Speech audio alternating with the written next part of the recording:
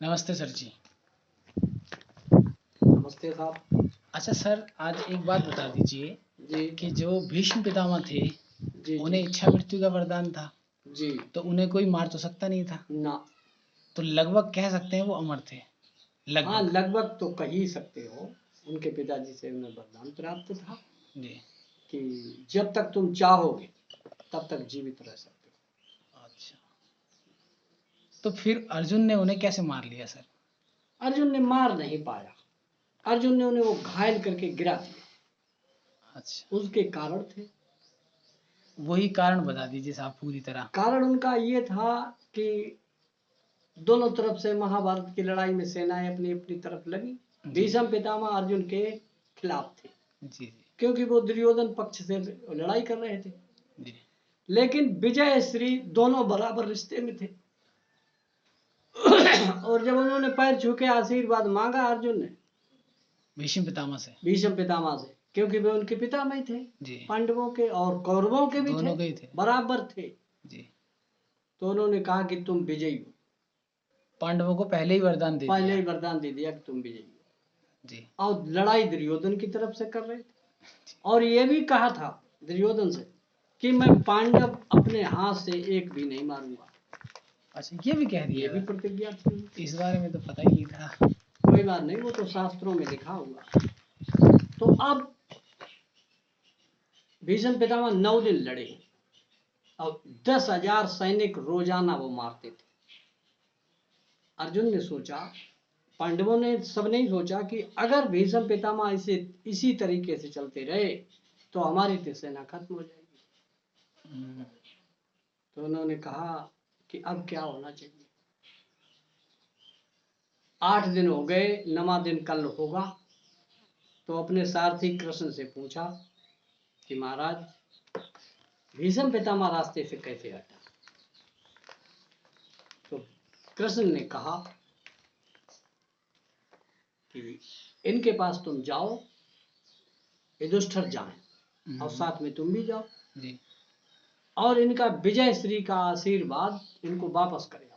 अच्छा, वो जो आशीर्वाद उन्होंने लिया जो था। आशीर्वाद तुम्हें दिया गया है वो वापस उनको कर। वापस करे। जी अच्छा, पहले होता ये था कि धर्म लड़ाई थी। जी। दिन में लड़ते थे और रात में एक दूसरे के शिविर में आराम से जा सकते, यानी मिल सकते थे तो आराम से। मिल सकते थे, आजकल तो बैठते दिन उठते थे। आजकल तो दिन रात एक बार हो जाए, आजकल दिन की रात नीतियां, चलती है। उस जमाने की नीतियों में बहुत बड़ा अंतर। जी आदमी के अंदर संयम संयम था, आत्मबल था। तो ये युधिष्ठिर, इन्हीं को धर्मराज कहा गया कि ये सत्य बोलते थे। जी। और साथ में अर्जुन गए तो कहा कि पुत्र बताओ आज आए कैसे। फिर उन्होंने पैर छुए और फिर वो उन्होंने वही आशीर्वाद दिया कि विजयी भव, यानी कि विजयी हो। अच्छा, दोबारा वो आशीर्वाद दे फिर दिया दे पैर दिया। छूने पे। हाँ। तो उन्होंने कहा महाराज, इसीलिए तो आया कि अपना विजय श्री का आशीर्वाद ले लो। तो वो हंस के बोले भीष्म पितामह जी कि तुमको विजयी नहीं होना है, कि होना तो है लेकिन आप बीच में खड़े हैं। अच्छा। भाई विजय श्री तो हमने आशीर्वाद तो आपने दे दिया हमें, जी लेकिन उसके बीच में खड़े आप। बात तो ये सही है, खड़े तो हैं, तो आप कैसे हटोगे। तो वो चालबाज तो थे ही, उन्होंने कहा कि इनको किसी ने भेजा। अच्छा, समझ गए वो। समझ गए, बहुत विद्वान थे। जी। उन्होंने कहा तुम किसने भेजे। कि महाराज कृष्ण ने भेजा। कि अच्छा, उन्होंने भेजा।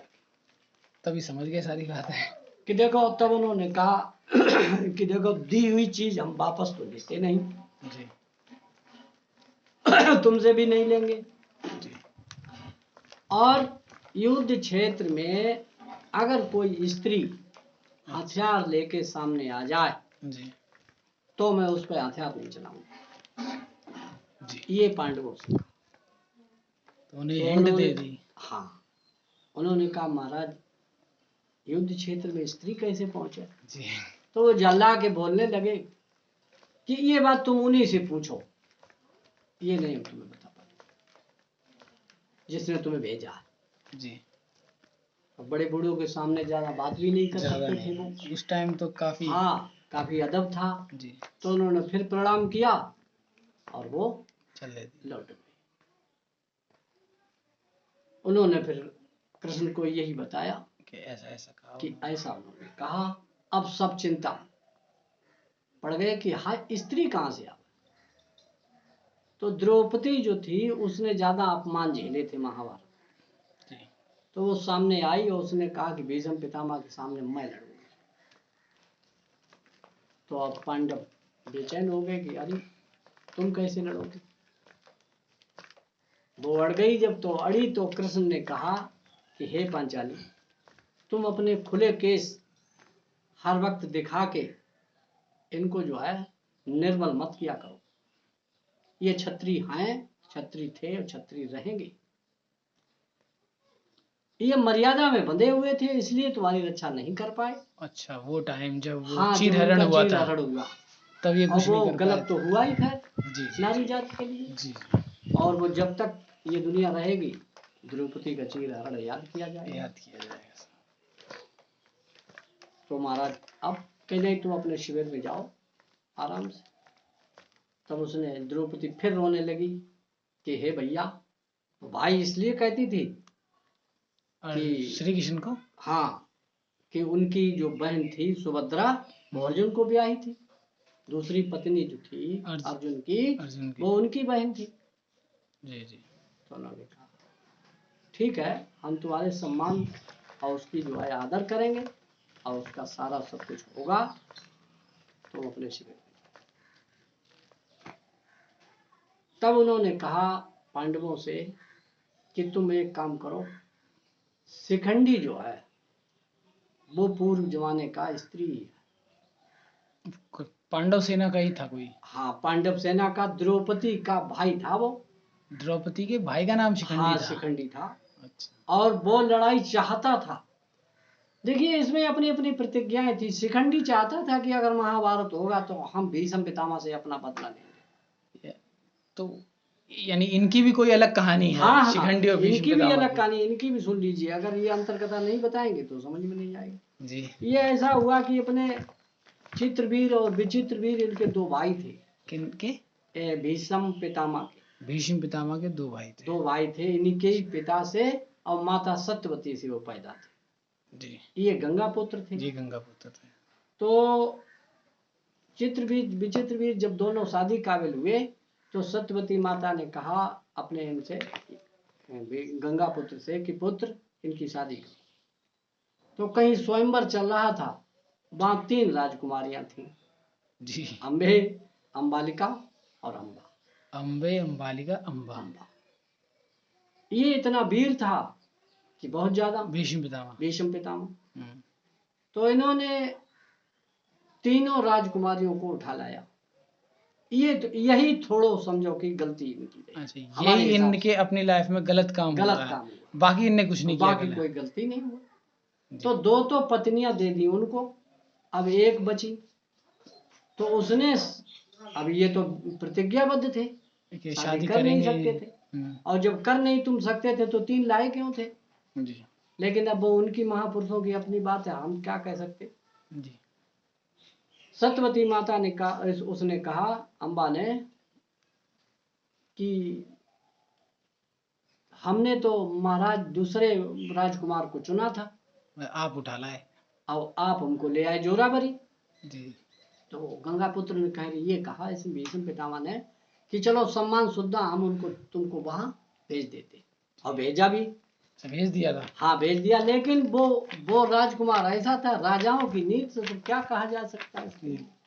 उन्होंने इनको स्वीकार नहीं किया अम्बा को। वहां जाने के बाद पहुंच गई, हाँ, तब भी स्वीकार पहुंचने नहीं के किया। बावजूद भी उसने स्वीकार नहीं किया। और ये कहा कि दी हुई बस तो मैं स्वीकार नहीं करूंगा। मतलब तुम वहां गई हो, हम फिर तुम्हें स्वीकार कर लें, ऐसा नहीं। ये लौट के फिर यहीं आई हस्तिनापुर, इन्हीं के पास, भीष्म इन्हीं के पितामह। पास। और फिर दबाव बनाया। तो सत्यवती ने भी कहा, सबने कहा। इन्हीं लास्ट तक इनके जो गुरु परशुराम जी थे जी। भीष्म पितामह जी के, उनसे उसने कहा, अम्बा ने। अम्बा ने। तो गुरु ने तो अम्बा शादी करने के लिए कह रही कह थी रही कि आप थी। ही मुझसे शादी करो। हाँ, कि आप जो ले आए हो तो आप शादी कराओ, हमें तो कोई राजकुमार अपनाता नहीं। अब बात उनकी भी बाजी सही थी। थी यार।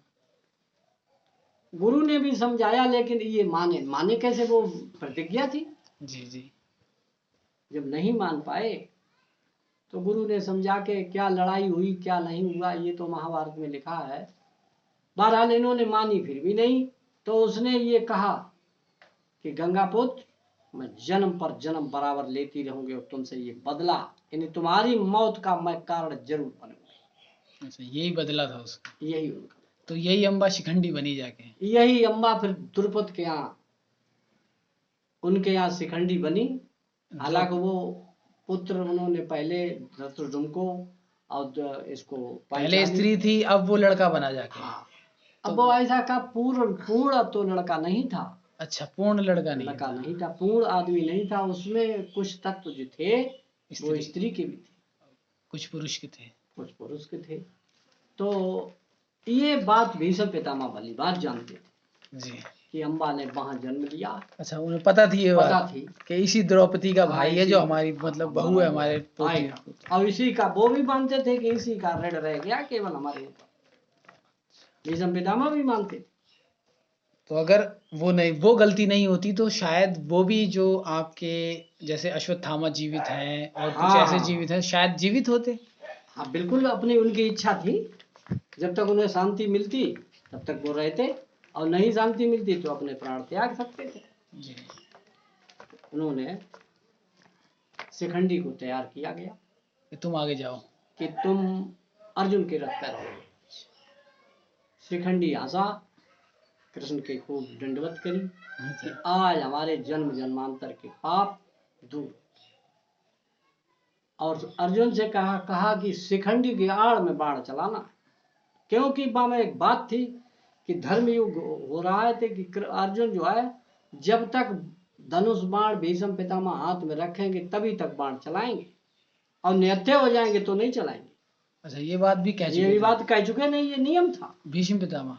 भीष्म पितामह ने नियम जो बनाए थे यही अच्छा। था कि निहत्थे पर कोई बार नहीं किया करेगा। तो ये अच्छा। धर्म पुरुष उसको मानते थे। तो भीष्म पितामह के सामने जब शिखंडी रथ पे दिखाई पड़ा जी तो उधर हलचल पड़ गई कौरव सेना में। जी। तो उन्होंने कहा, भीष्म पितामह से कहा जाके आज अर्जुन के रथ पर शिखंडी है महाराज। तो दुर्योधन ने कहा कि आज भीष्म पितामह की पूरी रक्षा होनी चाहिए। तो भीष्म पितामह को कोशिश यही करेगी कि रक्षा की गई होगी इनके कि उनके पीछे सामने ना रहे, आए। अर्जुन के सामने न जाए। हाँ। लेकिन कृष्ण जैसा सारथी जी जी। हाँ। ना हुआ है, ना होगा, ना है, कोई मतलब उनके नहीं। बिना तो सब बेकार ही था। बेकार ही था। तो वो उसमें कहा गया कि नारी निंदा ना करो, नारी नर की खान, और नारी के सुत उपजे जिनके रथ हाके भगवान। इसकी थोड़ी व्याख्या करिए सर। इसकी व्याख्या ऐसे विद्वानों ने लिखा है कि नारी, नारी यानी स्त्री, जी। नारी नर की खान है, यानी कि नारी से ही नर हम आप उपज सब सकता पैदा है। हुए। जी। इसकी निंदा ना करो, अच्छा। इसकी मतलब बेइज्जती ना करो, निंदा ना करो, ये तो फजियत सही- ना करो, ये तो सही बात है। इसका निरादर ना करो। अल्टी हो, सूदी हो, काली कैसी- हो, कैसी गोरी भी हो, हो। कैसी भी हो, नहीं निराद- बोलना है तो मत बोलो, हम्म। उसका मतलब निंदा ना करो। और नर की खान, इनके सुत उपजे, इनके पुत्र उपजे, इन्हीं की कोख से आज जिनके रथ हाँक रहे हैं भगवान। भगवान जी हाँक रहे हैं, 3 लोग। जी। तो उन्होंने कहा कि महाराज रथ को भीष्म पितामह की तरफ चलो। उनने की जैसी इच्छा। अच्छा, कृष्ण अपनी तरफ से कोई निर्णय नहीं लेते थे, अब तुम ही से कहलवाते थे। तो अर्जुन से कहा कि रास्ता बनाओ, तो भैया वो बाण चलाते गए। तो युद्ध में आने से पहले ही समझा देते होंगे ऐसा ऐसा करना है। हाँ, नहीं भी बीचों में बात कर ले। अच्छा। हाँ, बाकी बीच में सत्ताने हैं। जी महाभारत की जब और लड़ाइयाँ सुनोगे जी। तो बीच में सत्ताने हैं, तालाब बनाया है, घोड़ों को नहलवाया, सारे काम किए। युद्ध के बीच में। युद्ध के बीच में। वैसे युद्ध 18 दिन का था। 18 दिन चला। लगातार। और इसके बीच में ये काम भी हुए। ये काम भी हुए। अब इसी में वो गीता पाठ भी हुआ। अच्छा, गीता पाठ इसी में है। इसी में है, उसमें विराट रूप भी हुआ। हाँ, विराट रूप तो सुना और है। विराट रूप तभी तो हुआ जब गीता पाठ हुआ। हाँ, जब उनने मना कर दिया, हाँ हाँ, जब वो कि हमने मोह में हथियार फंस नहीं गए, उठाएंगे। तो वो हथियार उठाने की वो कर दी। जी। तो उन्होंने कहा कि महाराज रास्ता बनाइए। तो भैया धनुष बाण चलाते गए, रास्ता बनती गई। तो जैसे ही भीष्म पितामह ने देखा कि आज, अच्छा वो कह के चले हम्म, कि हमने जब ये दे दिया है, इनको बता दिया है, तो ये उसका इंतजाम करेंगे। जी। तो जो इनके दास लोग थे, हम्म, मल्लम पट्टी करने वाले, कपड़े लत्ते पहनाने वाले जो कौन? नौकर थे, भीष्म पितामह भीष्म के? पितामह, जी। तो उन्होंने सारे को पहले ही पुरस्कार कर दो, और जाके दास्ता बहुत खराब है, अब आज से तुम दास्ता तुम्हारी खत्म। अच्छा, पहले ही उन्हें छुट्टी दे दी। पहले ही छुट्टी दे दी। यानी अपने वो जान गए जानते थे आखिरी कि दिन आज है। नहीं बच पाएंगे हम, जी जी क्योंकि हमने अपने बता दिया और उनसे कह भी दिया, जी। अब कृष्ण मानेंगे नहीं। तो ये बात तो श्री कृष्ण भी जानते होंगे, सब बस जानते थे। कहलवाना चाहते हाँ, थे, बे अपनी बात अपने मुंह से काट नहीं, करवा रहे थे बस करवा किसी रहे। और से। कृष्ण सब जानते थे, और चाहते तो महाभारत रोक भी सकते, लेकिन रोका नहीं। क्योंकि जब जब हो धर्म की हानि बाढ़े असुर और अभिमानी, तो अब अर्जुन दुर्योधन अभिमानी था, जी महाभारत तो होना ही था। जी। चलते गए, जब सामने पहुंचे तो धनुष बाण तो वो लिए ही थे, और उधर शिखंडी ललकार रहा था कि ताकत हो तो आ जाओ, क्यों पीछे हो। शिखंडी ने भी बाण मारे अपने, उसे तो मारना ही था। तो उसको झूठी लगा या सांची लगा या कैसे भी लगाए ना लगाए, लेकिन पीछे से जब गांडीव का धनुष बाण जाता था, तब लगता था। तब वो उनके सांस यानी हाथ पैर, यानी कि इतना छोड़ करके मुंह और पूरे शरीर छेद के रख दिया। जाई को मतलब छेद के रख दिया, छेद के यानी रख दिया। बाण आर पार हो गए। आर पार, आधे पार और आधे ऊपर। अच्छा, यानी कि लास्ट में वो गिर गए, यानी गिरने से पहले ही वो सैया सी बन चुकी थी उनके शरीर में, उनके शरीर में। तो उसी पे गिरे, उसी पे रह गए। बस ऐसे गिरे, और बाण बाण ही जमीन में टिके, शरीर नहीं टिका। अच्छा। और जब धनुष वो जो ये हो चुका, हम्म, तो हाहाकार पड़ गया कि भाई भीष्म पितामह जो थे उनके गिरते ही वो आज घायल हो गए। ये मारे जाने की खबर नहीं है, ये कहा घायल हो गए, घायल हो गए। तो उससे बहुत शंख बजाए, तो लड़ाई बंद हुई।